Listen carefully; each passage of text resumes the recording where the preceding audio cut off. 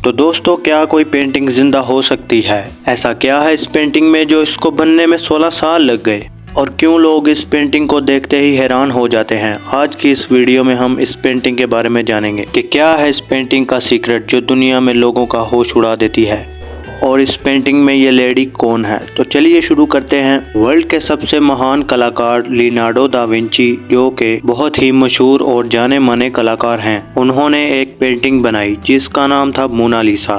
Painting का नाम बहुत ही फेमस है, लेकिन बहुत ही कम लोग इसके बारे में जानते हैं। इस पेंटिंग का असली नाम था मोनालिसा, जिसका इटाली में मतलब होता है माय लेडी। मोनालिसा पेंटिंग को लियोनार्डो दा विंची ने सन 1503 में बनाना शुरू किया था और इसे बनाने में 16 साल लग गए और 1519 में ये पेंटिंग तैयार हुई। दा विंची को मोनालिसा के सिर्फ होंठ बनाने में 12 साल लग गए, लेकिन कहते हैं कि ये पेंटिंग अभी भी अधूरी है। वो इसमें कुछ चेंजेस करना चाहते थे जो कि उनकी डेथ की वजह से मुमकिन नहीं हो पाया। मोनालिसा पेंटिंग को किसी कॉपी या कागज़ पर नहीं बनाया गया है, बल्कि इसको एक लकड़ी पर बनाया गया है। ये पेंटिंग दिखने में इतनी शानदार लगती है कि नेपोलियन ने इसको अपने कमरे में लगवा लिया था ताकि वो इसको देखता रहे। मोनालिसा पेंटिंग की एक ख़ास बात यह भी है कि इसको जब भी देखो इसके एक्सप्रेशन बदलते रहते हैं। इस पेंटिंग में मोनालिसा के होंठ इतने कमाल के हैं कि वो हर बार देखने पर अलग ही लगते हैं। कभी वो हंसती हुई नज़र आती है और कभी वो मायूस नज़र आती है। अब सवाल ये है कि ये पेंटिंग हर एंगल से अलग क्यों दिखती है। कुछ इतिहासकारों का कहना है कि मोनालिसा का ऊपरी होंठ थोड़ा दबा हुआ है, जो उसकी मुस्कान को रहस्यमय मुस्कान बनाता है।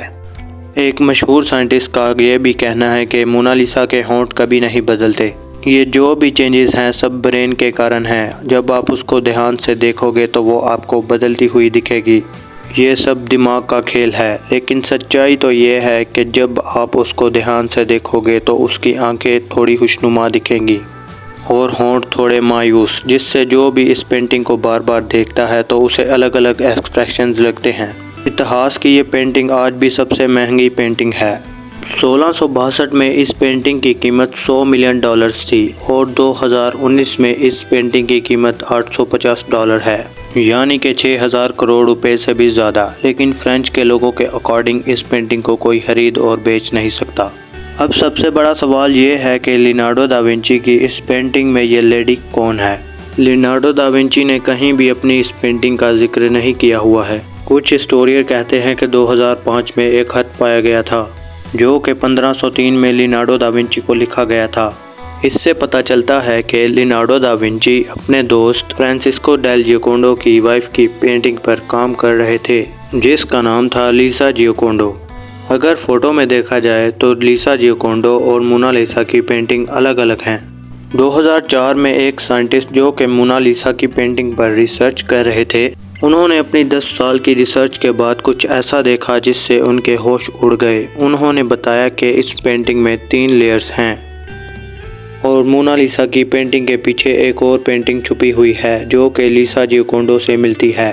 साइंटिस्ट का कहना है कि लियोनार्डो दा विंची ने पहले लिसा जियोकोंडो की ही पेंटिंग बनाई होगी, लेकिन बाद में उन्होंने किसी कारण इसको बदलकर एक इमेजिनरी लेडी बना दी होगी जिसको किसी ने आज तक नहीं देखा होगा। ये सिर्फ दा विंची की एक इमेजिनेशन थी और कुछ नहीं।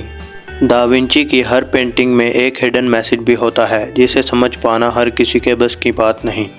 पेंटिंग को जब गौर से देखें तो मोनालिसा के उल्टे हाथ पर लिखा था द आंसर इज़ हेयर।